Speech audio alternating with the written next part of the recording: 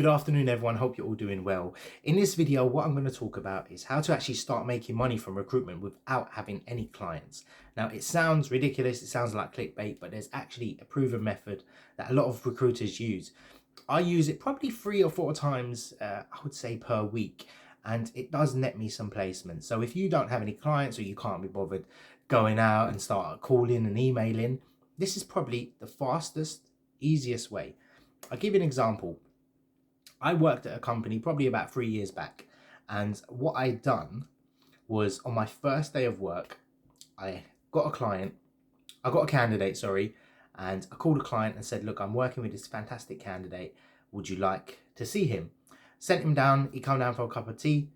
I met with the manager, he was hired. I made a placement in my first day working somewhere. So potentially it can be done, and it always is done pretty fast. So how does it all work? So I'm going to delve into it, and the premise of it is you're starting with a candidate first, and essentially you're selling the candidate to the employer without sounding ridiculous and with that. So how does it all work? What's the best method? How would I do it, or how do I do it if I was advising anyone to do it? So the first thing you need to know is you can't do this with any candidate. You can't do this with a candidate that isn't, how can I put it, isn't hugely in demand. So if you're looking at, let's say, a doctor, and we'll use a doctor as an analogy. If we've got a, let's say, support worker or a care assistant, and you try this method, it won't work. So it's really in demand sort of skill sets that will be there. Developers are probably IT, anything with a particular skill set. As a general rule, look for any salary above 60, 80,000 plus. That's the general rule I would be looking at with it. However, there are certain sort of skill sets. Ideally, I use this a lot for nurses. So I never get to the third call when I call up companies and say, I'm working with a fantastic nurse who matches your job description. Would you be interested in meeting them? I try and do 100 calls, but I always get to the third call, and then already I've got my terms signed and I've got an interview pending. So how it would work, or how you would do it, was two methods I use. Now, I have a lot of jobs live and I have a lot of jobs posted. So naturally, I get a lot of applications. So let's say, for example, this is a typical scenario. A candidate applies for a job with me, and what happens is, oh, sorry, it's too far for me. Okay, great, goodbye. That's what most people do. I usually say, if you're happy for me to look for you for a position, I work with a lot of companies in the area. Would you be interested in me looking for a position?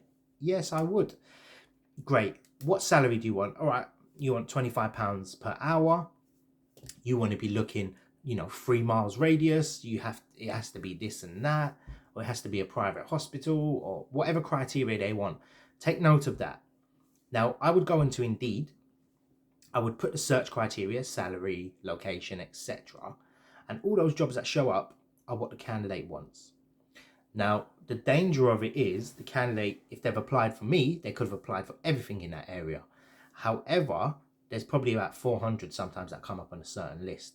So chances are the candidate didn't sit there all day posting. What you can do is you can filter out, posted that day. So if the candidate applied 3 days ago, they're not going to be applying every day pretty much. So it helps filter it out. Because what you don't want to do is send a CV and they've already applied, and that highlights that candidate's really good, and the employer will basically get some free recruitment advice from you, and then hopefully they'll probably hire the person, which is great, but not great for us. So approach employers. You would email, you would call, you would use a strategy, my 2 to 8 strategy, to find their email address.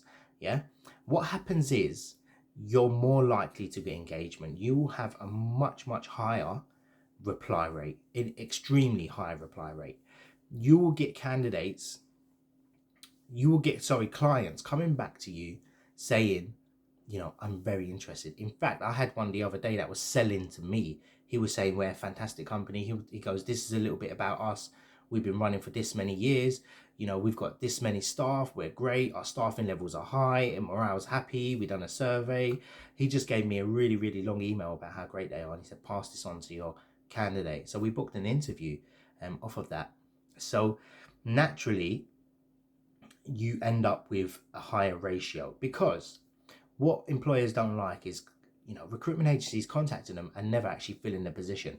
If the beauty of this method, I don't even know what it's called, candidate first we'll call it.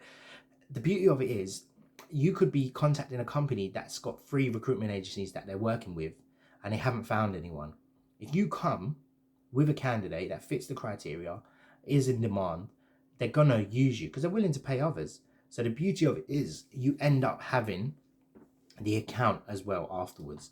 So it's sort of a backdoor into, it's sort of a backdoor into clients as well.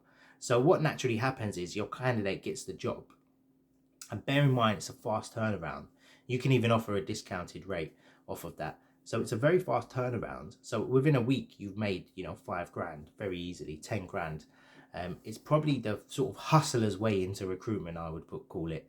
And I particularly like it for certain positions. I know ones that work well, but I don't particularly like it for everything because it's very time consuming. So the negatives of it is you send a CV and the candidate changes their mind, or you don't hear back from them. And they say to the client says, yeah, we'd like to interview, and you can't get hold of the candidate. That's a negative that does happen. So you got to make sure you really build a relationship and you get the commitment from the candidate. Ideally, you want to be a niche agency when you operate this method as well. You don't particularly want to be just a blanket, because candidates will just see you as another recruitment agency. If you're a specialist, you're a little slower, you know the market well, that's how you want to come across to your candidates as well. You can help a lot more people with this method. So it's not necessarily, just picking up clients, posting adverts, and people are not hearing back from you because they're not suitable for the role. This is a sort of headhunting direct approach, and it was the old school method, and it came up. Recruitment pretty much started like this, and it was a very, headhunting sort of method where recruiters would call up companies and say, I'm working with an experienced managing director. Do you need a replacement? Do you need any staff? Yeah. So that's how the method started, and then it eventually changed to, soliciting business and getting accounts on board. So I don't think it's necessarily a dead method. It sort of died out. It's kind of a dying trade because not a lot of people can do it well. But if you nail it, it's actually a very simple method. So there's 2 ways to attract candidates. You can go directly to them. Now the question you're going to ask is, if I don't have a job, how do I speak to candidates? They're going to expect me to have jobs.